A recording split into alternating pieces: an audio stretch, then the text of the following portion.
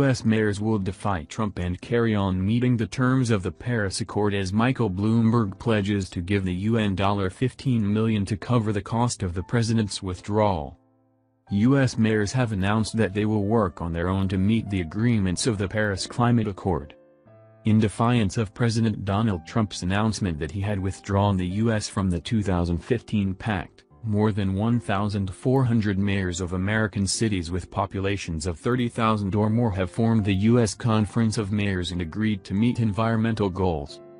Also rallying against the president is former New York City Mayor Michael Bloomberg, who is forming a bipartisan coalition of states, cities and business leaders to meet the climate pact's targets even as the president rescinds the nation's commitment to it. "We don't need Washington to tell us," the Republican mayor of Burnsville, Minnesota, Elizabeth Cots told CBS News. "We are going to do it because it's the right thing to do." John Mitchell, the Democrat mayor of New Bedford, Massachusetts, said that several initiatives have long been underway in U.S. cities across the country. Such examples include LED lighting, proliferation of solar technology, and bike share programs. "Virtually every city in America is doing these things," Mitchell told CBS News. "To the extent that any of these initiatives are cost prohibitive, most of the states have incentive programs in place to fill the market gaps. So, regardless of what the president says, these things are not going to slow down. The commitment is there and the rationale is compelling." Across the Atlantic, Bloomberg has built his own coalition of local officials, businesses and other groups to help reach climate benchmarks.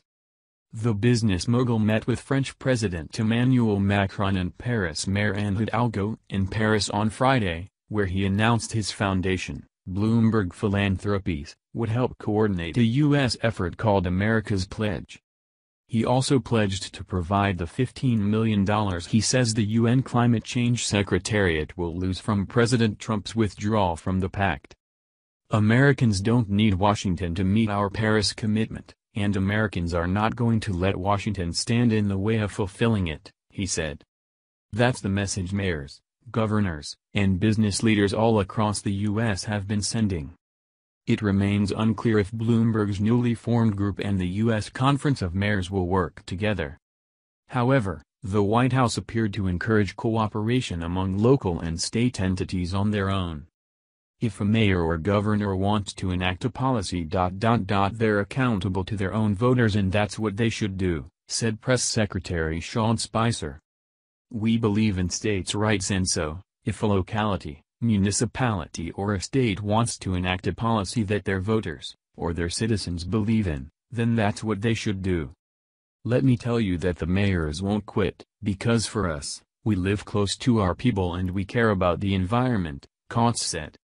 "We care about energy efficiency and we want to make sure that people know that mayors won't quit."